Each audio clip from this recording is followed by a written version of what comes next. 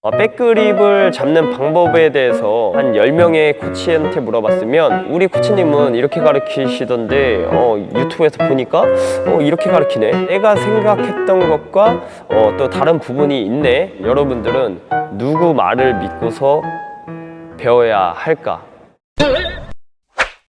마용 TV. 안녕하세요. 네, 반갑습니다.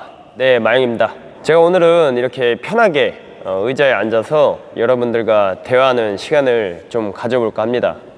오늘 제가 이야기하고 싶은 내용은 제가 그동안 유튜브를 한 2년 동안 운영을 했거든요. 지금 보니까 다음 달, 이제 지금 오늘이 5월 31일인데 6월 달이 되면 제가 딱 2년이 됩니다. 유튜브를 시작한 지 2년이 됐어요.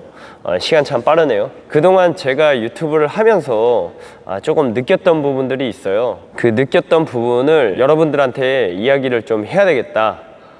그래야지 여러분들이 앞으로 제 채널을 봤을 때 조금 더 제가 생각하는 방향으로 조금 쳐다보지 않을까, 그런 생각을 가지고 이렇게 영상을 켰거든요. 뜬금없이 왜 이런 이야기를 하냐면, 제가 유튜브를 시작하면서 제가 가지고 있는 이런 노하우를 레슨을 하기도 하지만 가끔 이렇게 게스트를 모셔서 이렇게 레슨을 진행하고 있고, 이 게스트를 모신 것 외에도 제가 이제 가끔 다른 코치님들을 만나면 이 배드민턴에 대한 정보, 그러니까 그 사람들이 가지고 있는 그런 노하우들을 많이 물어보면서 제가 이제 습득을 하는 편입니다. 그렇게 이제 앞으로도 이제 유튜브는 계속 그런 식으로 이제 진행이 될 것 같은데, 2년 동안 그렇게 이제 진행을 하다 보니까 이 코치님들마다 가르치는 방식이라든지 이 게임을 뛸 때 이런 요령, 노하우들이 다 달라요. 다 다른 거를 제가 많이 느꼈습니다. 예를 들어서 백그립을 잡는 방법에 대해서 한 10명의 코치한테 물어봤으면 한 5명은 이렇게, 한 5명은 이렇게, 그립 잡는 것 자체도 코치님들마다 다 달랐습니다. 선수들은 어떤 동일한 그립을 가지고 이렇게 칠 것 같지만 이 코치님들도 서로 이 그립 잡는 것 자체도 다 달라요. 여러분들도 좀 의아하죠? 그리고 얼마 전에 여자 코치 후배가 이런 이야기를 하더라고요. 오빠, 저 클럽 가니까 요즘 사람들이 유튜브를 보고서 이제 유튜브에서는 이렇게 가르치는데 왜 이렇게 알려주냐고 이렇게 묻는다는 겁니다. 그냥 유튜브에서는 이렇게 알려주던데 왜 코치님은 이렇게 가르치세요? 이렇게 묻는다는 겁니다. 여러분들은 이 부분에 대해서 어떻게 생각을 하시나요? 여러분들도 충분히 그렇게 생각할 수가 있을 것 같아요. 그러니까 우리 코치님은 이렇게 가르치시던데 유튜브에서 보니까 이렇게 가르치네, 이렇게 생각할 수 있잖아요, 그죠? 근데 저 또한 그래요. 저도 유튜브를 하다 보니까 다른 영상들도 많이 찾아보고 실제로 많은 코치님들 그리고 후배들 이렇게 만나서 이야기도 해보고 가끔 게스트를 모시고 이렇게 영상을 찍을 때도 보면 내가 생각했던 것과 또 다른 부분이 있네, 이렇게 생각이 들더라고요. 그러면서 제가 스스로 이제 생각을 했던 부분이, 내가 지금까지 배드민턴 생활을 해오면서 내가 가지고 있던 생각과 나의 방식대로 사람들을 가르치고 있었는데 유튜브를 시작하다 보니까 코치들마다 생각이 다 다르네. 저도 그런 생각이 드는 겁니다. 처음에 유튜브를 시작했을 때는 당연히 내가 잡는 그립을 잡고 당연히 내가 아는 스텝으로 다른 코치들도 그렇게 하고 있겠지, 이렇게 생각을 했었거든요. 그런데 놀랍게도 코치들마다 어느 정도는 비슷하겠지만 이런 게임을 운영한다든지 이 기본 스텝, 그립 잡는 법 알려주는 면에서 조금씩은 다 다른 부분이 있었어요. 예를 들자면 백핸드 그립을 잡을 때 이 엄지를 전체적으로 받쳐야 된다, 아니면 사선으로 받쳐야 된다, 이 날끝을 잡아야 된다. 이게 코치들마다 다 다르고, 이 스텝을 나갈 때도 상황에 따라서 활용하는 스텝들이 굉장히 다 다르더라고요. 그러다 보니까 여러분들이 이 유튜브를 본다든지 아니면 실제 레슨을 받으시면서 혼동이 오지 않을까. 그러니까 정보가 너무 많은 거예요. 유튜브에다가 배드민턴 스매싱 치면 정보가 쫙 나옵니다. 근데 스매싱을 알려주는 방식이 어느 정도는 같지만 약간씩의 다 디테일적인 부분에서 다 달라요. 그러면 여러분들은 누구 말을 믿고서 배워야 할까? 여러분들은 정말 혼동이 오겠다. 저는 이런 생각을 가졌어요. 실제로도 여러분들이 그래 이게 맞나? 근데 이 영상 보니까 또 이렇게 가르치네? 혼동이 오실 거라고 생각이 듭니다. 그래서 제가 영상을 키운 이유가 이거예요. 이 이야기를 하려고. 뭐냐면 여러분들이 이 배드민턴이란 운동을 배울 때 어떤 관점을 가지고 내가 배움에 임해야 되는가, 이 부분을 조금 이야기하고 싶었거든요. 내가 이렇게 정보가 많은 세상에서 어떤 관점을 가지고 배드민턴을 배우고 이해해야 좀 올바른 방향으로 배울 수 있을까. 제가 예를 하나 들어볼까요? 저번 영상에 진영 코치님이 스매싱을 때리고 다음 움직임을 어떻게 가져야 되냐는 그런 영상을 찍은 적이 있는데 저번 시간에 찍었습니다. 못 보신 분들은 한번 보시면 좋을 것 같아요. 그때 이제 저 같은 경우에는 스매싱을 때리고 살짝 가운데 쪽으로 붙었다가 이 공을 치는 편이었고, 진영 코치님은 때리고 나서 앞쪽으로 바로 들어가서 이 드라이브 대응을 하는 그런 플레이를 하신 거를 보실 수 있을 거예요. 진영 코치님이 저한테 이제 이야기를 하죠. 마 코치님은 너무 가운데로 움직이는 것 같다. 많이 치우친다고. 그렇게 이야기를 하는데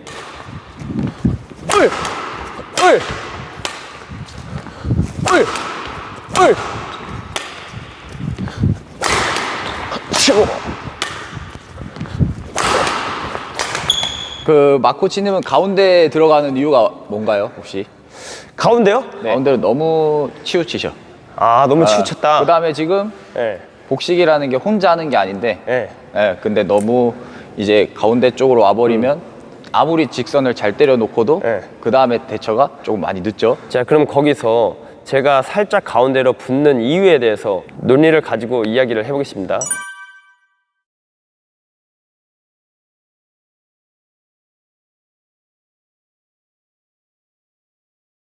자, 저번 시간에 진영 코치님은 스매싱을 때리고 나서 준비를 이렇게 가운데로 치우치지 않고 때리면 앞쪽으로 붙어서 그대로 이제 드라이브를 치는 것이 훨씬 더 효과적이라고 했습니다. 그때 이제 제 플레이가 어땠냐면 스매싱을 때리고 약간 이 정도 가운데 쪽으로 붙었다가 이제 스윙을 했습니다. 이렇게. 자, 스매싱 때리고 살짝 스매싱 때리고 살짝 이렇게. 이게 제가 했던 플레이고, 진영 코치님은 치고 정면으로 바로, 자, 때리고 붙어주고 바로, 다시 저 같은 경우엔 때리고 살짝, 그죠, 중심이 약간 이동을 했죠. 어떻게 보면 진영 코치님도 직선을 봐야 된다고 이야기를 했고, 저도 직선 스매싱 치면 직선으로 준비를 해야 된다고 이야기를 했지만, 지금 준비하는 과정에서 진영 코치님이 이야기했던 부분은 때리고 나면 앞쪽으로 이동을 해야 된다. 이렇게 준비를 해도 반대편은 충분히 뛸 수 있다. 근데 저 같은 경우에는 플레이를 치고 살짝 이쪽으로 왔거든요. 이쪽으로 와서 준비를 해서 이렇게 때렸다. 그러면 저의 관점에서 제가 여러분들한테 한번 이야기를 해보겠습니다. 자, 스매싱을 때리고 직선으로 너무 붙어버리면 이 앞으로 오는 공 같은 경우에는 스윙을 하기가 굉장히 불편할 수 있거든요. 그러니까 예를 들어서 이렇게 정면으로 날아오는데 이 스윙을 공격적으로 넣기가 사실상 이제 조금 어렵다. 왜냐면 정면공 같은 경우에 이렇게 치기가 어려워요. 그러니까 예를 들어서 이 측면으로 있으면 이 스윙을 좀 넣기가 편한데, 이렇게 그러니까 때리고 이렇게 왔다가 이런 식으로 스윙을 하면 편한데, 때리고 이렇게 왔다가 이렇게 앞으로 스윙을 하기가 조금 힘이 실리지 않는다. 자, 그리고 스매싱을 때리고 어느 정도 살짝 이쪽으로 와줘야지 반대쪽으로 왔을 때도 이 편하게 공을 칠 수가 있다. 제가 이렇게 이야기를 한다면 여러분들은 누구의 말이 맞다고 생각을 하실 겁니까? 자, 스매싱을 때리고 직선으로 붙어서 바로 쳐주는 게 맞냐? 스매싱을 때리고 살짝 옆으로 들어가서 이 공을 스윙을 해주는 게 맞냐? 이 두 개의 동작 중에서 제가 얘기하는 게 맞을까요? 진영 코치님 얘기하는 게 맞을까요? 이렇게 얘기하니까 어렵죠. 저는 이런 부분을 이야기해 드리고 싶습니다. 배드민턴의 정답은 없다. 진영 코치님의 신체 구조나 이 공을 들어가면서 치는 이런 타이밍 같은 경우에는 진영 코치님이 정면으로 쳐도 이 스윙을 짧게 해서, 왜냐면 이 정면으로 오는 같은 경우에는 휘둘러서 칠 수가 없어요. 스윙을 짧게 해서 쳐야 되는데 이 정도의 임팩트 힘이 있기 때문에 때리고 정면으로 봐도 임팩트 있게 공을 때릴 수 있지만 이 힘이 없는 사람들은 공을 때리고 이렇게 들어와서 이렇게 치면 힘이 안 나거든요. 그러니까 때리고 이렇게 살짝 봤다가 이렇게 옆으로 옆에 있는 공을 측면에 있는 공을 때려줘야지 조금 더 힘이 나는 효과가 나옵니다. 만약 이렇게 제가 얘기를 한다면 여러분들은 뭐가 맞다고 생각을 하실 겁니까? 살짝 옆으로 들어간 게 맞을까요? 아니면 직선으로 들어간 게 맞을까요? 제가 이야기하고 싶은 부분이 정답은 없다.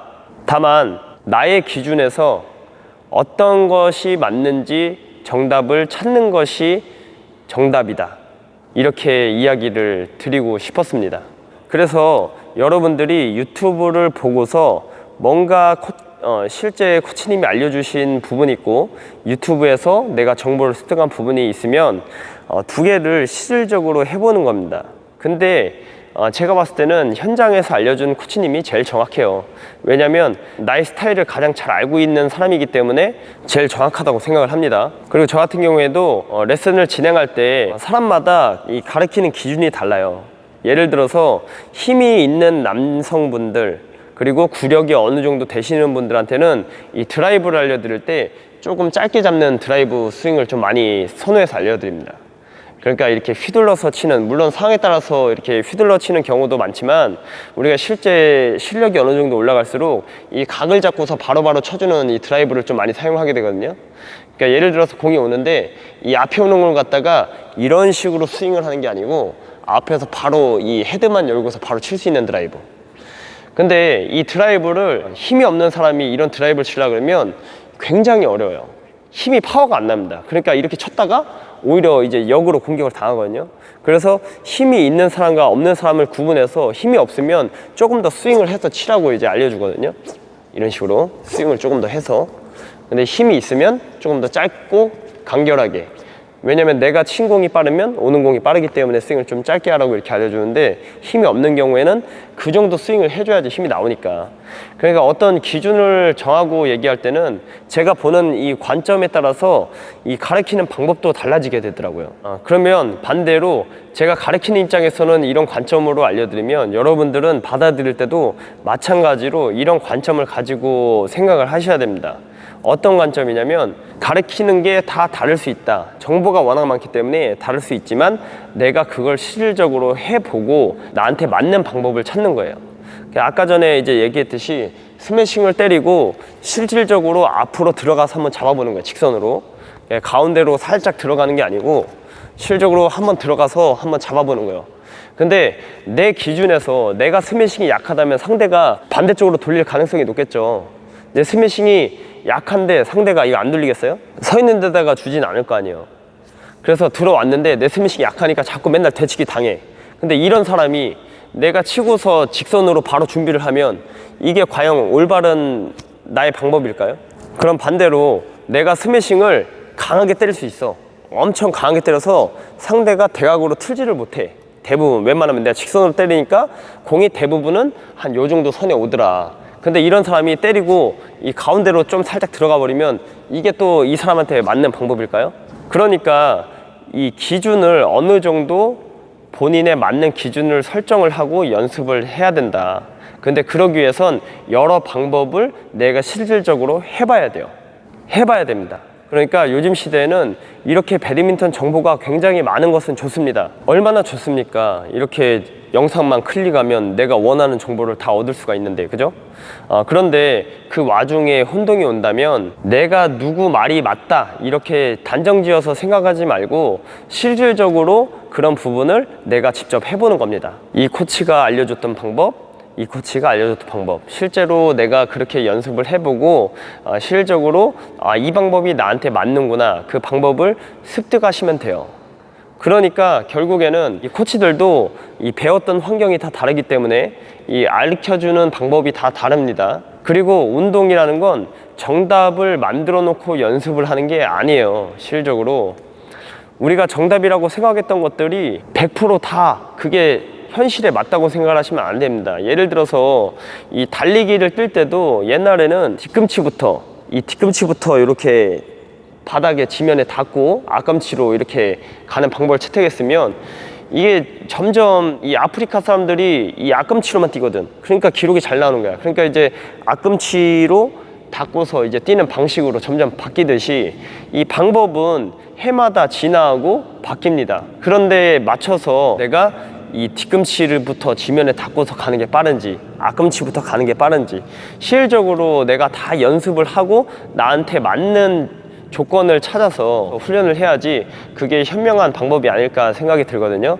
그래서 결론은 한번 해보고 실제로 습득을 해보고 나한테 맞는 방법을 찾아서 스스로 발전할 수 있는 사람이 되었으면 좋겠다는 생각에 오늘 이야기 한번 해봤습니다. 오늘 이야기 들어주셔서 감사합니다.